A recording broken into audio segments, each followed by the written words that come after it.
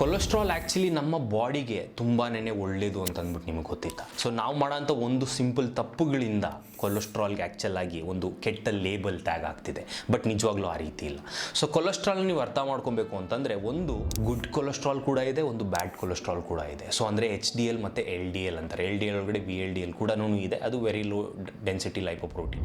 But ನೀವು ಇದನ್ನು ಅರ್ಥ ಮಾಡ್ಕೊಂಡ್ರಿ ಅಂತಂದರೆ ನಮ್ಮ ಬಾಡಿನೇ ಇದನ್ನು ತಯಾರಿಸ್ಕೊಳ್ಳೋ ಕೆಪಾಸಿಟಿ ಇದೆ.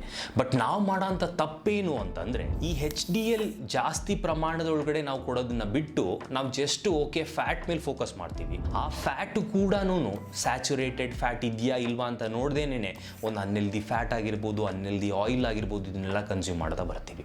ಸೊ ಇದರಿಂದ ಏನಾಗುತ್ತೆ ಅಂತಂದರೆ ಈ ಒಳ್ಳೆ ಕೊಲೆಸ್ಟ್ರಾಲ್ ಏನಿದೆ, HDL ಏನಿದೆ ಅಲ್ಲ, ಅದು ಕಡಿಮೆ ಆಗಿ ಈ LDL ಏನಿದೆ ಅಲ್ಲ, ಲೋ ಡೆನ್ಸಿಟಿ ಲೈಪೋಪ್ರೋಟೀನ್, ಸೊ ಇದು ಜಾಸ್ತಿ ಆಗುತ್ತೆ, ವಿಚ್ ಇಸ್ ಬ್ಯಾಡ್. ಸೊ ಇದು ಜಾಸ್ತಿ ಆಯಿತು ಅಂತಂದ್ರೇನೆ ಹಲವಾರು ಜನಕ್ಕೆ ಗೊತ್ತು. ಸೊ ಪ್ರಾಬ್ಲಮ್ಸ್ ಎಲ್ಲ ಸ್ಟಾರ್ಟ್ ಆಗುತ್ತೆ. ಸೊ ನಿಮಗೆ ಹಾರ್ಟ್ ರಿಲೇಟೆಡ್ ಇಶ್ಯೂಸ್ ಕೂಡ ಬರೋದಕ್ಕೆ ಸ್ಟಾರ್ಟ್ ಆಗುತ್ತೆ. ಸೊ ನಾವೇನು ಮಾಡಬೇಕು ಅಂತಂದರೆ ನಾವು ಆಬ್ವಿಯಸ್ಲಿ ಕೊಲೆಸ್ಟ್ರಾಲ್ ಮೇಲೆ ಫೋಕಸ್ ಮಾಡೋಕ್ಕಾಗಲ್ಲ, ನಮ್ಮ ಬಾಡಿ ಕೊಲೆಸ್ಟ್ರಾಲ್ ಬೇಕೇ ಬೇಕು. ಬಟ್ ನಾವು ಒಂದು ಒಳ್ಳೆ ಫ್ಯಾಟ್ ಮೇಲೆ ಫೋಕಸ್ ಮಾಡಬೇಕಷ್ಟೇ.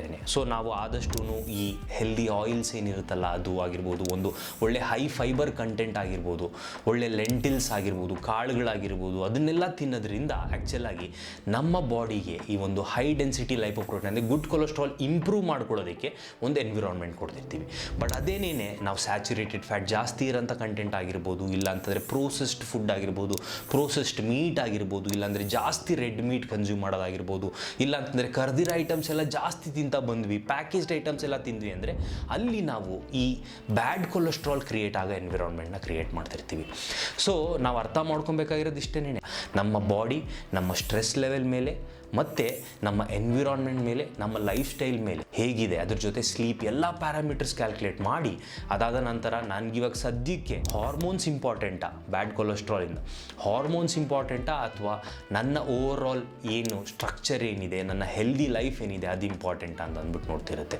ಹಲವಾರು ಸಲ ಇದೇ ಮಿಸ್ಟೇಕ್ ಮಾಡೋದು. ಸೊ ನಾವು ಆದಷ್ಟು ಒಂದು ಒಳ್ಳೆ ಲೈಫ್ ಸ್ಟೈಲ್ ಇಟ್ಕೊಂಡು ಒಂದು ಹೆಲ್ದಿಯರ್ ಆಪ್ಷನ್ಸಿಗೆ ಸ್ವಿಚ್ ಆದ್ರಿ ಅಂತಂದರೆ ನಮಗೆ ಹಾರ್ಟ್ ರಿಲೇಟೆಡ್ ಇಶ್ಯೂಸ್ ಕೂಡ ಬರಲ್ಲ, ನಿಮ್ಮ ಸ್ಟ್ರೆಸ್ ಲೆವೆಲ್ ಕೂಡ ಮ್ಯಾನೇಜ್ ಆಗ್ತಿರುತ್ತೆ ಮತ್ತು ಓವರ್ ಆಲ್ ಹೆಲ್ತ್ ಕೂಡ ಇಂಪ್ರೂವ್ ಆಗ್ತಿರುತ್ತೆ.